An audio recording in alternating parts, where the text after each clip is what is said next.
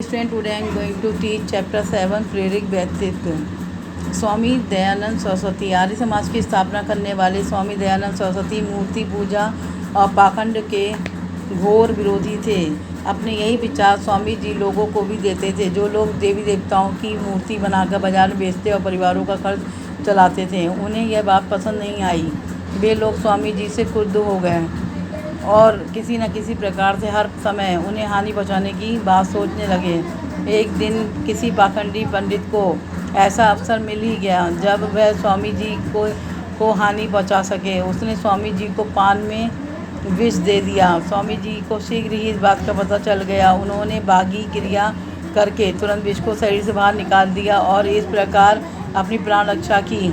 सब कुछ जानते हुए स्वामी जी ने अपराधी से कुछ नहीं कहा, मानो कुछ हुआ ही नहीं।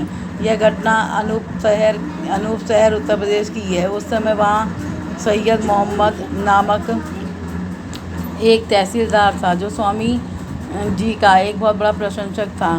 जैसे ही उसे इस घटना की खबर मिली, उसने अपराधी को तुरंत बंदी बना लिया। यह काम करके प्रशंसा पाने के उद्देश्य से तहसीलदार स्वामी जी के पास गया और उन्हें सारी घटना बता दी। स्वामी जी को तहसीलदार का कार्य बिल्कुल अच्छा नहीं लगा, परंतु उससे कुछ नहीं बोले। तहसीलदार को स्वामी जी के व्यवहार पर बहुत आश्चर्य हुआ और उन्होंने स्वामी जी के नाराज़ होने का कारण पूछा। उसकी बात सुनकर स्वामी जी बोले, मैं संसार को बंदी बनाने का नहीं बल्कि स्वतंत्र होने का मार्ग दिखाना चाहता हूँ। अगर दुष्ट अपनी दुष्टता ना छोड़ता तो भला हम अपनी श्रेष्ठता कैसे छोड़ें, क्या छोड़ें, क्यों छोड़ें।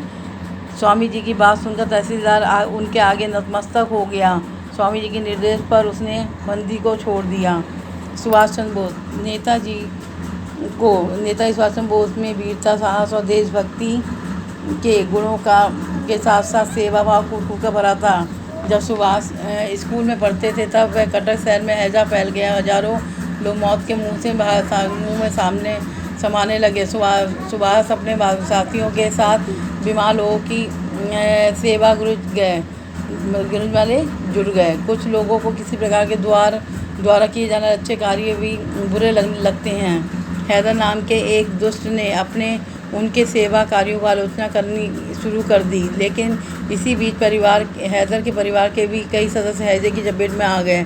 कोई भी उनकी सहायता करने के लिए आगे नहीं आया, परंतु सुभाष जो अतिशय क्षमाशील थे, इसलिए हैदर की आलोचना को ध्यान में रखकर उन्होंने तथा उनके साथियों ने हैदर के परिवार की खूब सेवा की। उन सभी ने मिलकर हैदर के घर और आसपास की सफाई भी की। यह देखकर हैदर को बहुत शर्मिंदगी हुई। उसने अपनी गलती के लिए सुभाष से क्षमा मांगी और फूट फूट के रोने लगा। यह देखकर सुभाष को दया आ गई। वे बोले, रो मत भाई, तुम्हारे परिवार के लोग जल्दी ही ठीक हो जाएंगे। हम लोग अपना कर्तव्य भी निभा रहे हैं। किसी के दुख में साथ देना तो मनुष्य का धर्म है। इस प्रकार अपने सेवाभाव से नेताजी सुभाष चंद्र बोस ने एक दुष्ट व्यक्ति का भी हृदय परिवर्तित में बदल दिया।